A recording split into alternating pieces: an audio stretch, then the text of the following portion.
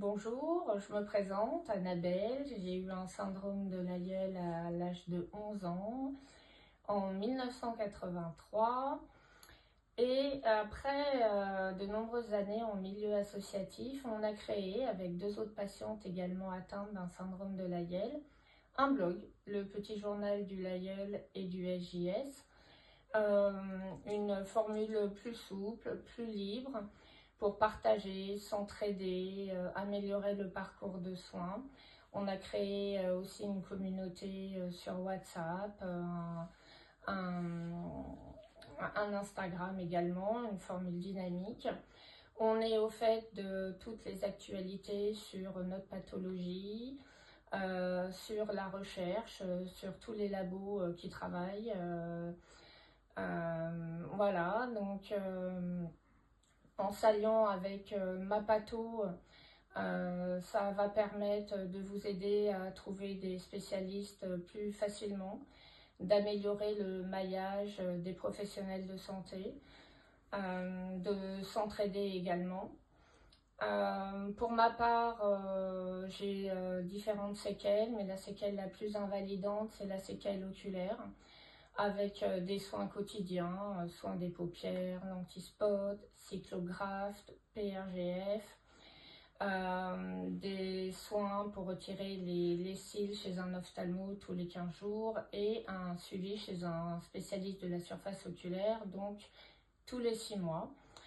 Voilà, et je dirais que vous n'êtes pas seul. C'est très important de partager ensemble, de parler de cette pathologie. Et on est là pour s'entraider et on vous dit à très vite. Bonjour, je m'appelle Audrey. J'ai été victime d'un syndrome de l'aïeul en 1998 à l'âge de 27 ans suite à une prise médicamenteuse pour soigner une angine.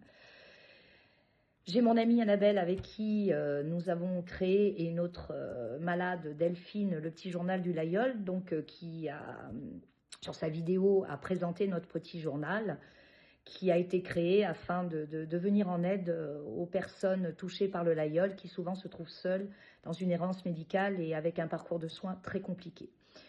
Donc je vais vous parler de mon cas pour éviter une répétition. Donc j'ai eu ce l'aïeul en 1998, j'ai été très vite prise en charge dans une unité de soins intensifs.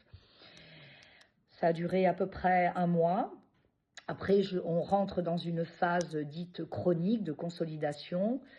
Et là, malheureusement, vous faites l'inventaire de toutes les séquelles que ce charmant l'aïeul nous a laissées.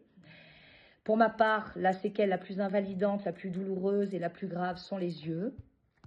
À ce jour, il n'existe aucun acte chirurgical pour nous venir en aide et éviter la dégradation de nos yeux. On ne peut bénéficier que de médicaments de confort, larmes artificielles, anti-inflammatoires, si besoin, etc.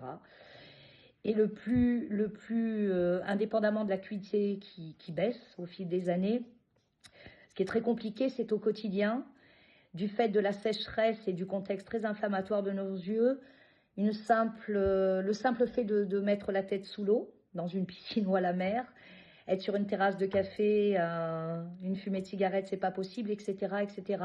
Et c'est ça qui est très difficile à faire comprendre aux gens.